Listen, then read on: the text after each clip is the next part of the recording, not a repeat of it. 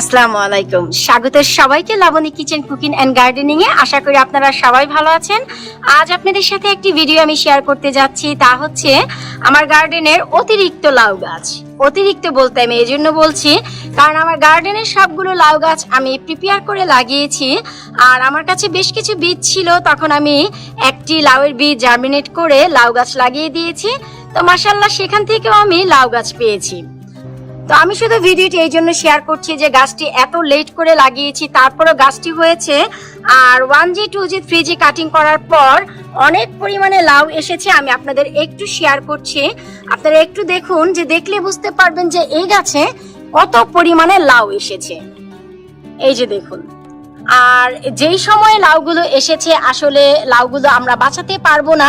একেবারেই সামারের শেষে অনেক অনেক অনেক লাউ এসেছে দেখুন। তবে 2 সপ্তাহ আগে এই গাছে একটি লাউ এসেছিল, যা অনেকটাই বড় হয়ে গিয়েছিল। আমি পলিনেট করার পর পলি ব্যাক করে দিয়েছি। সেই লাউটি আজ আমি তুলবো এবং আপনাদের সাথেই আমি শেয়ার করব। লাউটি আমি এখনো পর্যন্ত দেখিনি, শুধু এইটুকু দেখানোর জন্য যে প্রপার ওয়েতে যদি গার্ডেনিং করেন কত পরিমাণে লাউ আপনারা পাবেন তা একটু দেখুন। আর যারা গরম কান্ট্রিতে আছেন এই সবগুলো লাউ বাঁচাতে পারবেন। আমি যেহেতু ঠান্ডার দেশে থাকি তাই লাউগুলো বাঁচাতে পারবো না। এই লাউগুলো সব এসেছে আমার একেবারেই 3G কাটিং এর পর।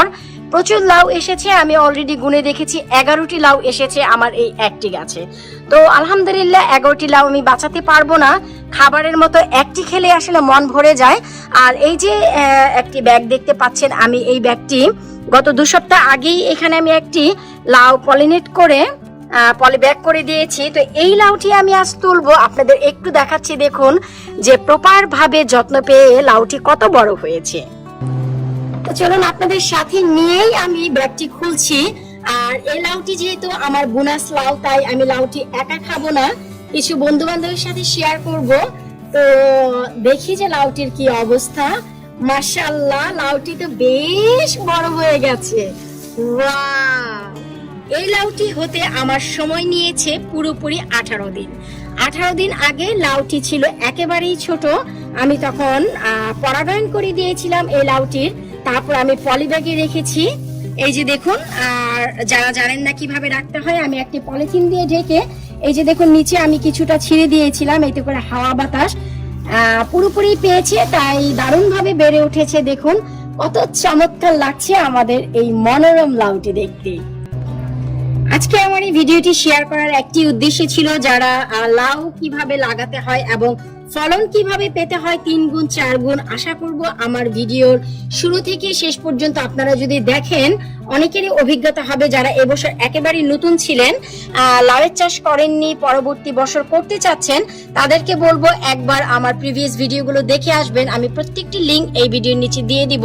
তারা বুঝতে পারবেন যে প্রপার ভাবে 1G 2G 3G কাটিং করার পর একটি গাছে আপনারা 11 থেকে 15টি লাউ পাবেন। আমার এই গাছে অলরেডি 11টি লাউ এসেছে, তার ভিতর এই একটি বড় হয়েছে। কারণ আমি যেমন বললাম এখন হচ্ছে উইন্টার, প্রায় সামার শেষের পথে, তারপরেও আমি এই গাছ থেকে একটি খাবারের লাউ পাবো, বিশ্বাস করুন আমি নিজেও ভাবিনি। আমি অবাক হয়ে গিয়েছি, তাই আপনাদের সাথে ভিডিওটি আমি শেয়ার করছি। আর ইনশাল্লাহ এই লাউটি একা খাবো না, বন্ধু বান্ধবের সাথে শেয়ার করে খাবো। আমি কিভাবে শেয়ার করছি ফ্রেন্ড সার্কেলের সাথে গার্ডেনের সবজি, তারও একটি ভিডিও আমি আপনাদের সাথে শেয়ার করব। আজ বিদায় নিচ্ছি, আবারও নতুন কোনো ভিডিওতে দেখা হয়ে যাবে। ততদিন আপনারা সবাই ভালো থাকুন, আমার পরিবারের জন্য দোয়া করেন। আল্লাহ হাফেজ।